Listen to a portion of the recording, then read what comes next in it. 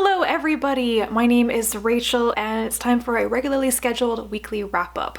I'm having a very slow morning, so bear with me. I got up like an hour ago and I'm like, where's my brain? This past week I read or finished 3 books. One of them I have already filmed a review on, and that'll be coming sometime in the Vita schedule, and that is Necropolis by Maureen F. McHugh. As I keep saying, I really loved China Mountain Zhang, which was McHugh's debut novel, and it's going to be the book by which I judge all of her other work, which may be a little unfair, but that was one of the best debut novels I think I've ever read.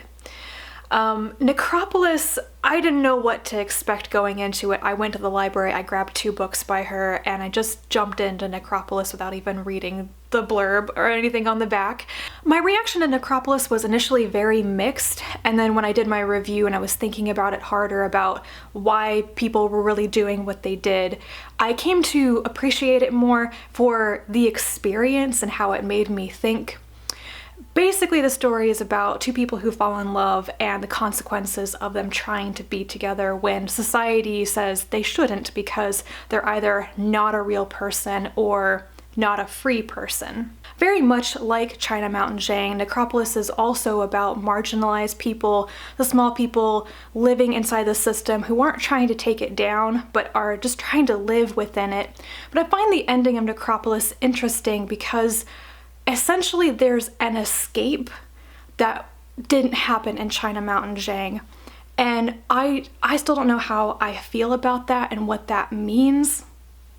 This is one I should probably discuss with somebody else, but there will be a review coming on that.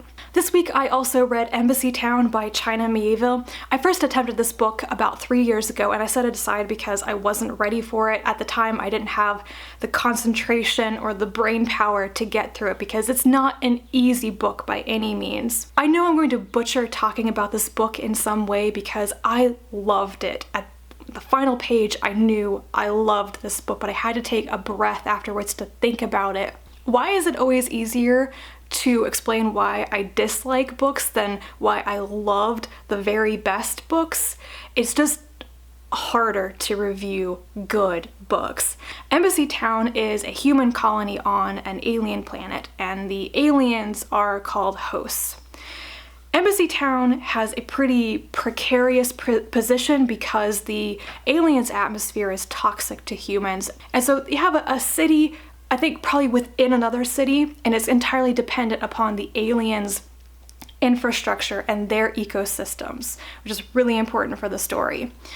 Aliens have a language, they call it language, and they can only understand their language when a sentient person speaks it, and it has to be spoken with 2 mouths. There's a simultaneous quality to the way their language is spoken. So communication with the hosts is challenging because humans have to breed ambassadors that are like cloned twins that can speak the language at the same time. The key event in Embassytown, from which everything else comes, is that a new ambassador arrives at Embassytown who shouldn't exist. When this new ambassador, Ezra, speaks to the hosts for the first time, his voice has an effect on them.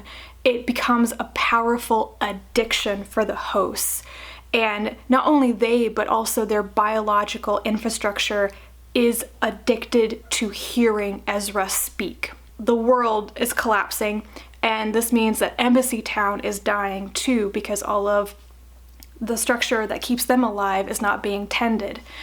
And the main character who's telling the story is this woman who was born in Embassytown, left, and then came back.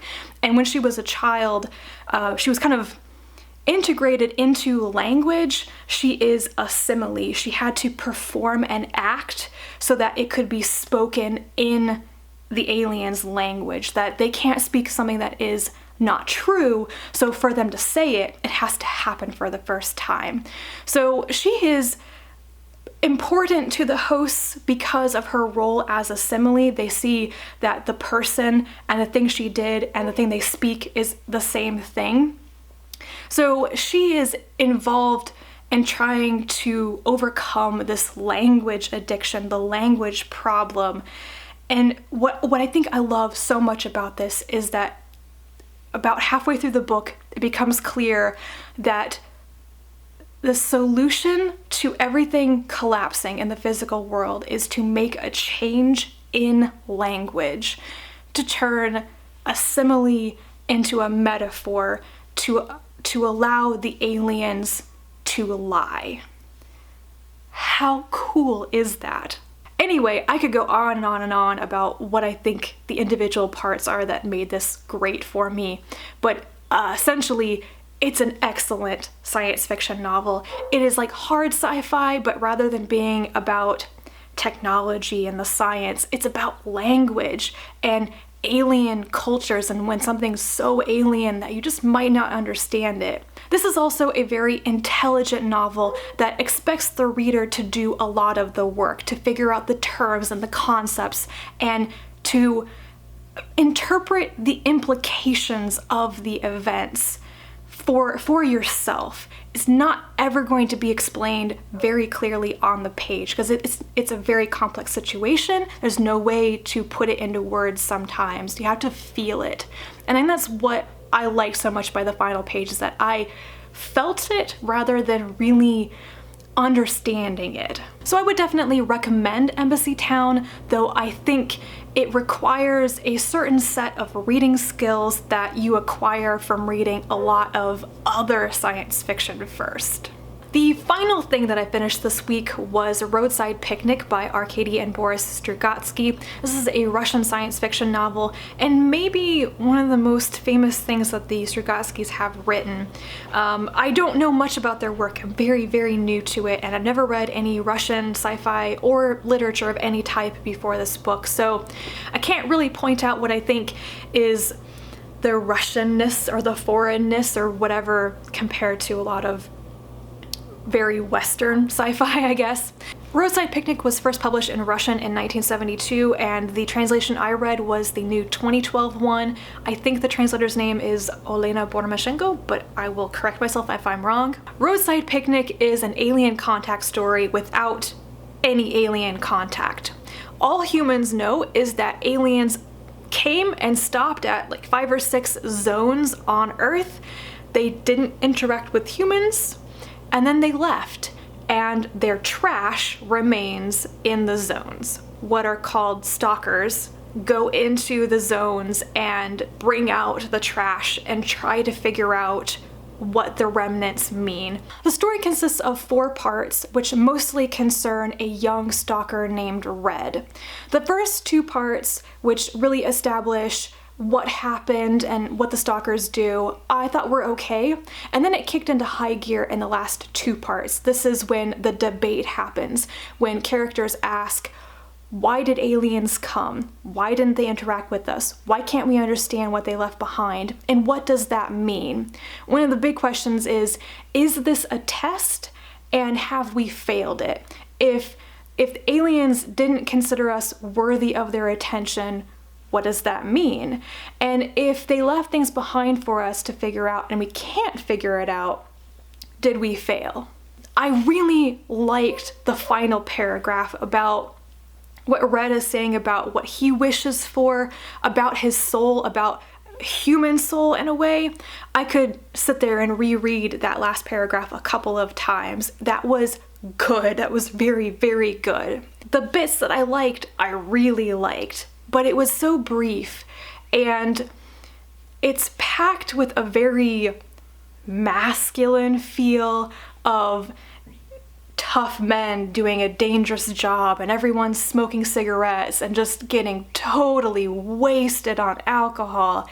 And the women are mostly sidelined or kind of sad characters. You have the whore and you have the housewife, and just the dingy, closed-in, depressing feel of it was not enjoyable. Reading the afterword written by one of the Strugatskys, it was talking about how that was intentional.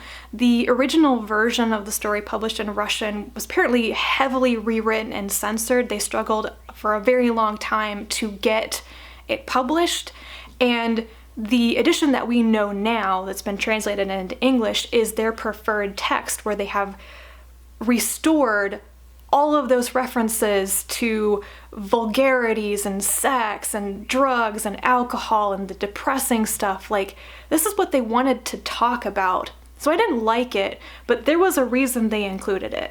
Roadside Picnic ended up being a very good experience, and I would really like to read more of the Strugatsky's work. I know things like Hard to Be a God and Monday Comes on Saturday or something like that are really well-known works, and they're in the SF Masterworks line, so I will try to get those as well. It's going on my list of SF in translation I want to read this year. I would really like to know more about Russian science fiction. I avoid Russian literature on the principle that it sounds way too gloomy for me, but Russian science fiction may be different.